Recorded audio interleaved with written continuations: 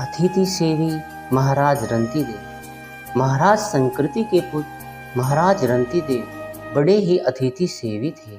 हम लोग यात्रा में थके भूखे प्यासे जब कोई घर देखकर वहां जाते हैं तो हमारे मन की क्या दशा होती है। यह तो यात्रा में जिसे कभी थक कर कहीं जाना पड़ा हो उसे पता है। ऐसे ही अतिथि को बैठने के लिए आसन देना, मीठी बात कहकर उसका स्वागत करना, उसे हाथ पैर धोने तथा पीने को जल देना और हो सके तो भोजन कराना बड़े पुण्य का काम है। जो अपने घर आए अतिथि को फटकारता और निराश करके लौटा देता है उसके सारे पुण्य नष्ट हो जाते हैं। महाराज रंतीदेव इतने बड़े अतिथि सेवी थे कि अतिथि की इच्छा जानते ही उसकी इच्छित वस्तु उसे दे देते थे। उनके यहाँ रोज हजारों अतिथि आते थे। इसी प्रकार बांटते बांटते एक दिन महाराज का सब धन समाप्त हो गया। वे कंगाल हो गए। महाराज रंतीदेव ने निर्धन हो जाने पर राजमहल छोड़ दिया।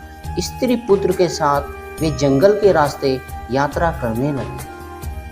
क्षत्रियों को भिक्षा नहीं मांगना चाहिए, इसलिए वन के कंद, मूल, फल आदि से वे अपना तथा स्त्री पुत्र का काम चलाने लगे। बिना मांगे कोई कुछ देता तो उसे ले लेते थे। एक बार महाराज रंतीदेव चलते हुए ऐसे वन में जा पहुँचे जहाँ भोजन के योग्य कंद, मूल, फल तो क्या पत्ते भी नहीं थे। उस वन में जल का नामो निशान नहीं था।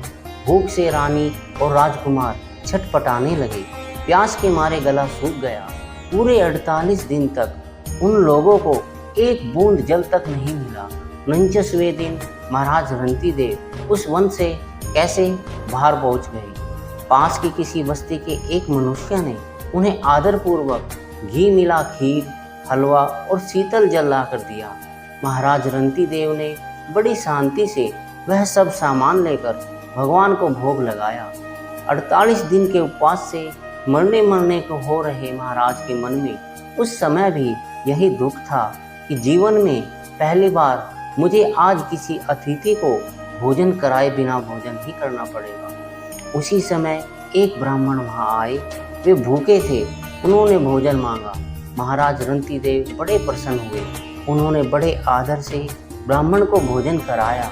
जब ब्राह्मण भर पेट भोजन करके चले गए तब बचे सामानों में से राजा ने स्त्री और पुत्र का भाग उन्हें बांटकर दे दिया।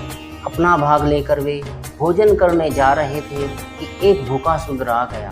राजा ने उसे भी भोजन कराया, लेकिन शूद्र के जाते ही एक और अतिथि आ पहुंचा। उसके साथ कई कुत्ते भी थे। वह अतिथि और उसके कुत्ते भूखे थे। राजा ने सब भोजन अतिथि तथा उसके कुत्तों को आदरपूर्वक दिया। अब उनके पास थोड़ा सा पानी शेष था। राजा रंतीदेव के भाग्य में वह पानी भी नहीं था।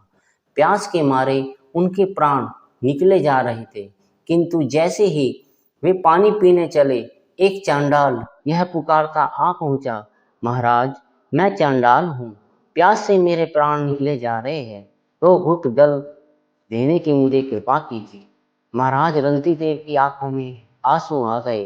उन्होंने भगवान से प्रार्थना की, प्रभु यदि मेरे इस जलदान का कुछ पुण्य हो तो उसका फल भी मैं यही चाहता हूँ कि संसार के दुखी प्राणियों का दुख दूर हो जाए। बड़े प्रेम से उस चांडाल को महाराज ने वह बचा हुआ पानी भी पिला दिया। चांडाल के जाते ही महाराज रंतीदेव भूख प्यास के मारे मूर्छित होकर गिर पड़े, लेकिन उसी समय वहां भगवान ब्रह्मा, भगवान विष्णु तथा शंकर धर्मराज सहित प्रकट हो गए। ये देवता ही ब्राह्मण, शूद्र, कुत्ते से घिरे